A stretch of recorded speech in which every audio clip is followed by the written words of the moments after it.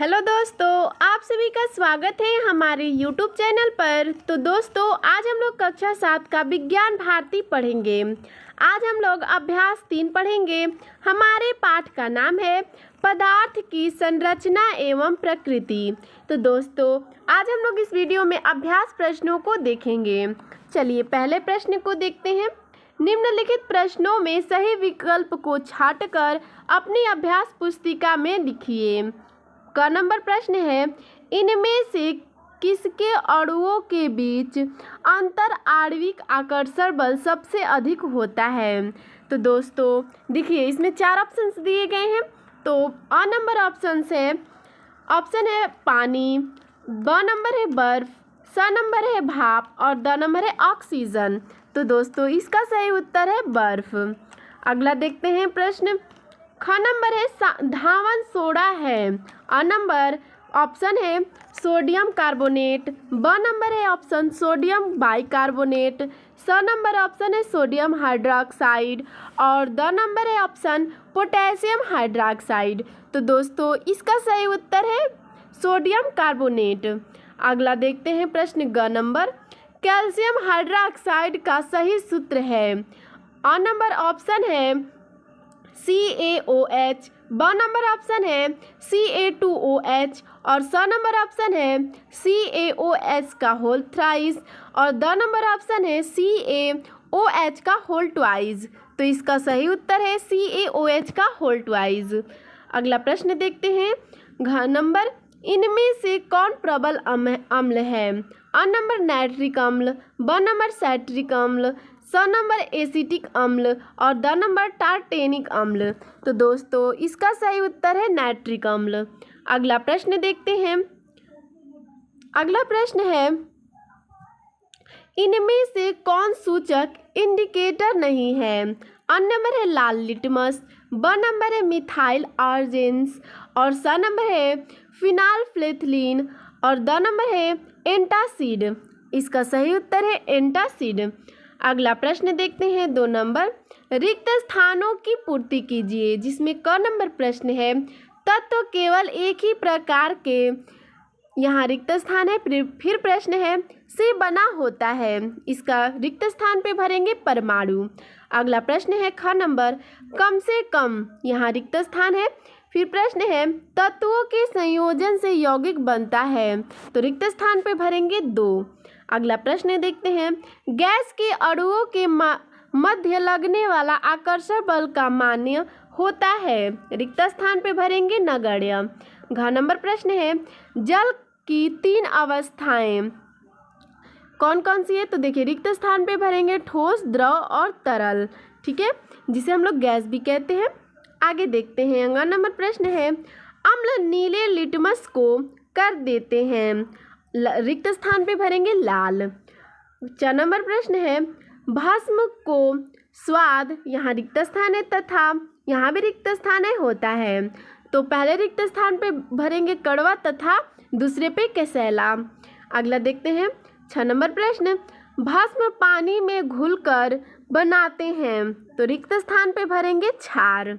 अगला प्रश्न देखते हैं ज नंबर, अम्ल क्षार से क्रिया करके बनाते हैं, तो रिक्त स्थान पे भरेंगे लवण तथा जल। अगला प्रश्न देखते हैं 3 नंबर, निम्नलिखित कथनों में सही कथन के सम्मुख सही तथा गलत कथन के सम्मुख गलत का निशान लगाइए। तो आइए देखते हैं प्रश्न क नंबर। पदार्थ ठोस, द्रव और गैस तीनों अवस्थाओं में पाए जाते हैं, ये जो है सही है। ख नंबर है, तत्व भिन्न भिन्न प्रकार के परमाणुओं से मिलकर बनते हैं, ये जो है गलत है। ग नंबर प्रश्न है, भिन्न भिन्न पदार्थों के अणुओं के बीच लगने वाले आकर्षण बल को सहसंयोजन बल कहते हैं, यह जो है गलत है। अगला प्रश्न देखते हैं। अणुओं के मध्य रिक्त स्थान को अंतरावकाश कहते हैं, यह भी गलत है। अगला नंबर देखते हैं। चांदी, जिसका संकेत है Ag, ठीक है, का लैटिन नाम अर्जेंटम है, सही है। अगला देखते हैं प्रश्न। हाइड्रोजन की परमाणुकता 2 है, सही है, ठीक है। हाइड्रोजन की जो परमाणुकता होती है वो 2 होती है। कैसे, तो देखिए H2 यानी कि हाइड्रोजन का एक होता है और इसकी परमाणु जो है 2 है, इसीलिए परमाणुकता 2 होता है। अगला देखते हैं 6 नंबर प्रश्न। रासायनिक अभिक्रियाओं में कुछ नए परमाणु भी जुड़ जाते हैं, यह जो है गलत है। अगला प्रश्न देखते हैं 4 नंबर। निम्नलिखित कथनों में सही कथन के साम को छाट कर लिखिए। तो जो सही कथन है उसे चलिए छाट कर लिखते हैं। क नंबर प्रश्न है अम्लों का स्वाद खट्टा होता है, सही है।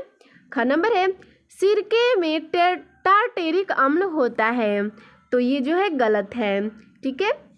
अगला देखते हैं ग नंबर प्रश्न। फिनाल फ्लेथिलीन का रंग क्षारीय विलयन में गुलाबी हो जाता है, यह जो है सही है। घ नंबर प्रश्न है साबुन में क्षारीय गुण होते हैं, यह जो है सही है। अगला प्रश्न देखते हैं ग नंबर। सोडियम हाइड्रोक्साइड एक क्षार है, यह जो है सही है। 4 नंबर है साबुन को कास्टिक सोडा से बना सकते हैं, यह जो है सही है। अगला प्रश्न देखते हैं 5 नंबर। निम्नलिखित तत्वों के संकेत लिखिए। तो देखिए दोस्तों, इसमें जो तत्व दिए गए हैं उनके संकेत लिखने हैं। तत्व क्या है? हीलियम, आर्गन, चांदी, सोडियम, पोटेशियम, बेरियम, क्रोमियम। तो आइए इन सब के हम लोग संकेतों को देखते हैं।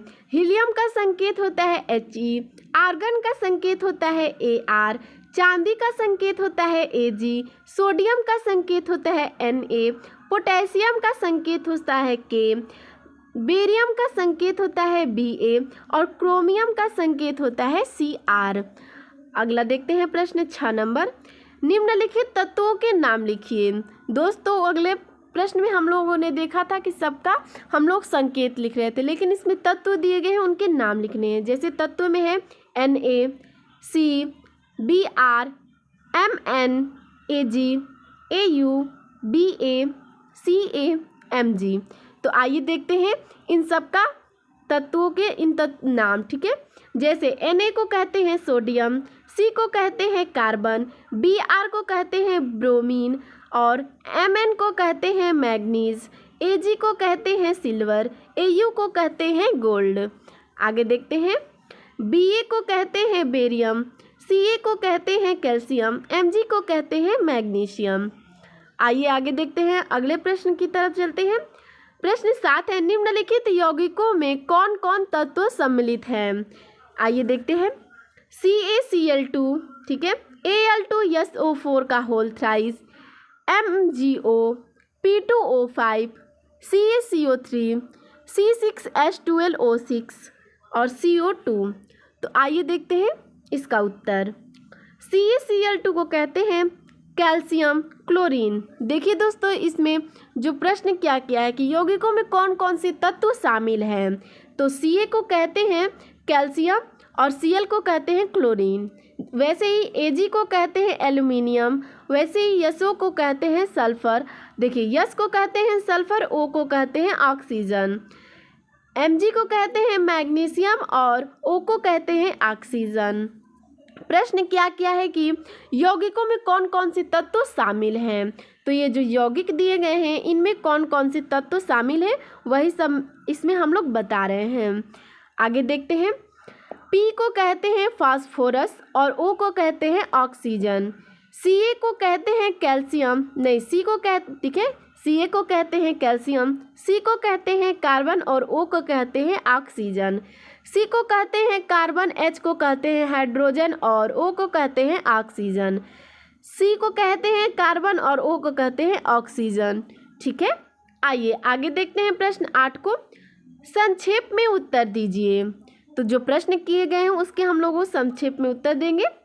एक यौगिक का सूत्र NaOH है, इसमें कौन कौन से तत्व संयोजित हैं। इसमें कौन कौन से तत्व हैं NaOH में। तो देखिए उत्तर है यौगिक NaOH में सोडियम यानी कि Na को सोडियम कहते हैं, ऑक्सीजन यानी कि O और तथा हाइड्रोजन तत्व संयोजित हैं यानी कि H, ठीक है। Na हो गया सोडियम और ऑक्सीजन का हो गया O और हाइड्रोजन का H। यही जो है जो यौगिक है तो इसमें यही तत्व सम्मिलित हैं। आगे देखते हैं प्रश्न ख को। ठोस पदार्थ किस प्रकार द्रव एवं गैस से भिन्न है? तो आइए इसका उत्तर देखते हैं।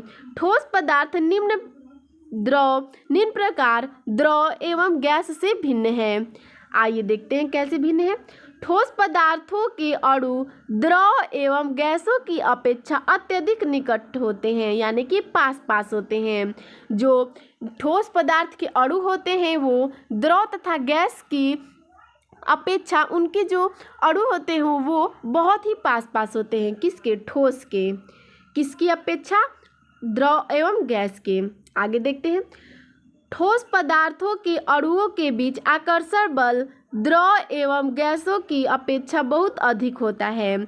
जो ठोस पदार्थ होता है इसके अणुओं के बीच में जो आकर्षण बल होता है वो बहुत ही अत्यधिक होता है द्रव एवं गैस की अपेक्षा से, इसलिए यह भिन्न है। आगे देखते हैं। इसी में है ठोस पदार्थों की आकृति एवं आयतन निश्चित होती है, जबकि द्रव पदार्थों की आकृति निश्चित नहीं होती है। आयतन निश्चित होता है तथा गैस की न तो आकृति निश्चित होती है और न ही आयतन निश्चित होता है। देखिए, जो ठोस पदार्थ होता है उसका जो है आयतन निश्चित होता है, जबकि जो द्रव होता है, द्रव पदार्थ होता है, उसकी आकृति निश्चित नहीं होता है, उसका आयतन निश्चित होता है। और गैस का ना ही आकृति निश्चित होता है ना ही आयतन निश्चित होता है। देखिए, ठोस का जो आकृति कैसे निश्चित होता है, तो पानी यानी कि जल को अगर बर्फ़ हम बनाते हैं या फिर कोई भी ठोस चीज़ है उसको हम लोग किसी भी आकार का देंगे तो उसी आकार में रहेगा। लेकिन जो जल है यानी कि द्रव है उसे किसी पात्र में रखेंगे तो वो उसी में रहेगा। लेकिन जो गैस है वो भाप बनकर कहीं भी रह सकता है। ठीक है, ना उसकी आकृति निश्चित होगी ना ही आकार, वो किसी भी आकृति में रहेगी और किसी भी आकार में रह सकता है गैस। अगला प्रश्न देखते हैं। रासायनिक तत्वों के प्रतीक प्रयोग करने का क्या लाभ है? इसका उत्तर है रासायनिक तत्वों के प्रतीक का प्रयोग करने से हमें रासायनिक अभिक्रिया दर्शाने में आसानी होती है, जिससे यह पता चलता है कि अभिक्रिया में तत्वों के कितने अणु या परमाणु सम्मिलित हैं। तो हमें इसलिए रासायनिक तत्वों के प्रतीकों को जानना बहुत ज़रूरी है। ये देखिए दोस्तों, जो घ नंबर प्रश्न है वो बहुत ही इम्पोर्टेंट है। ये परीक्षाओं में हमेशा ही पूछता है कि H2 और 2H में क्या अंतर है। तो आइए देखते हैं H2 और 2H में आखिर अंतर क्या है। ये मोस्ट है, ठीक है, ये जो है ये मोस्ट प्रश्न है। देखिए, इसका उत्तर है H2 का प्रयोग हाइड्रोजन के एक अणु को दर्शाने के लिए होता है, जबकि 2H का प्रयोग हाइड्रोजन के दो परमाणुओं को दर्शाने के लिए होता है। ठीक है, आगे देखते हैं। अगला प्रश्न है ग नंबर, अम्ल क्या है? तो देखिए दोस्तों, ये भी प्रश्न किया जाता है, ये भी जो है मोस्ट है कि अम्ल क्या है। ठीक है, तो आइए देखते हैं अम्ल क्या है। इसका उत्तर है वह पदार्थ जो स्वाद में खट्टे होते हैं अम्ल कहलाते हैं। अम्ल वे यौगिक हैं जो कि, आगे देखते हैं, आगे उसी में है, जो कि पानी में घुलकर H+ आयन देते हैं, नीले लिटमस को लाल कर देते हैं, क्षारों से क्रिया करके लवण तथा पानी बनाते हैं, जैसे सल्फ्यूरिक अम्ल H2SO4। सल्फ्यूरिक अम्ल का सूत्र होता है H2SO4। हाइड्रोक्लोरिक अम्ल जैसे HCl तथा नाइट्रिक अम्ल यानी कि HNO3 आदि। आगे देखते हैं। अगला प्रश्न है, सूचक किसे कहते हैं? किन्हीं दो सूचक के नाम बताइए तथा अम्ल और क्षार का इन पर क्या प्रभाव पड़ता है, लिखिए। तो चलिए देखते हैं इसका उत्तर। अम्ल एवं क्षारक की पहचान करने के लिए हम विशेष प्रकार के पदार्थों का उपयोग कर सकते हैं जो सूचक कहलाते हैं। इन सूचकों को अम्लीय या क्षारीय पदार्थों के विलयन में मिलाने पर इनका रंग बदल जाता है। नीले तथा लाल रंग वाला लिटमस पत्र तथा गुड़हल की पंखुड़ियाँ प्राकृतिक रूप से पाए जाने वाले सूचक हैं। नीला लिटमस पेपर अम्ल में डुबोने पर लाल हो जाता है और लाल लिटमस पत्र क्षारक विलयन में डुबाने पर नीला हो जाता है। इस प्रकार गुड़हल की पंखुड़ियाँ अम्लीय विलयनों का गहरा गुलाबी और क्षारीय विलयनों का हरा कर देता है। ठीक है, आगे देखते हैं 6 नंबर प्रश्न। अम्ल और क्षार की पारस्परिक क्रिया द्वारा लवण तथा पानी का बनना कौन सी क्रिया है? इसका उत्तर है अम्ल और क्षार की पारस्परिक क्रिया द्वारा लवण तथा पानी का बनना उदासीनीकरण क्रिया है। अगला प्रश्न देखते हैं 9 नंबर। निम्नलिखित में से अम्ल, क्षार एवं लवण को अलग अलग छांट कर लिखिए। तो पहले प्रश्न को देखते हैं, ठीक है, फिर इसको छाटेंगे। आइए देखते हैं। क नंबर है नींबू का रस, ख नंबर है कास्टिक सोडा, ग नंबर है बूझा चूना, घ नंबर है कैल्शियम सल्फेट, अंग नंबर है सिरका, च नंबर है जिंक ऑक्साइड और 6 नंबर है नमक। आगे देखते हैं इमली का रस और झ नंबर है मैग्नीशियम क्लोराइड। तो आइए देखते हैं, जो है नींबू का रस, ये जो अम्ल है ये इस जो क्षार में आता है, ठीक है, इसमें अम्ल हो गया नींबू का रस, सिरका और इमली का रस, क्षार हो गया बूझा चूना और जिंक ऑक्साइड, और लवण हो गया कास्टिक सोडा, कैल्शियम सल्फेट, नमक और मैग्नीशियम क्लोराइड। ठीक है, आगे देखते हैं। अगला प्रश्न है निम्नलिखित की क्रिया से क्या बनता है? तो देखिए क नंबर है NaOH प्लस HCl से क्या बनता है? NaCl यानी कि सोडियम क्लोराइड और H2O यानी कि जल। जो NaOH है और प्लस HCl को हम लोग क्रिया कराते हैं तो NaCl, ठीक है, सोडियम क्लोराइड और H2O यानी कि जल प्राप्त होता है। वैसे ही ख नंबर है Na प्लस Cl का कराते हैं तो NaCl यानी कि सोडियम क्लोराइड बनता है, जिसे हम लोग नमक भी कहते हैं। ठीक है, तो दोस्तों आपको हमारा यह वीडियो कैसा लगा हमें कमेंट में ज़रूर बताइएगा। धन्यवाद।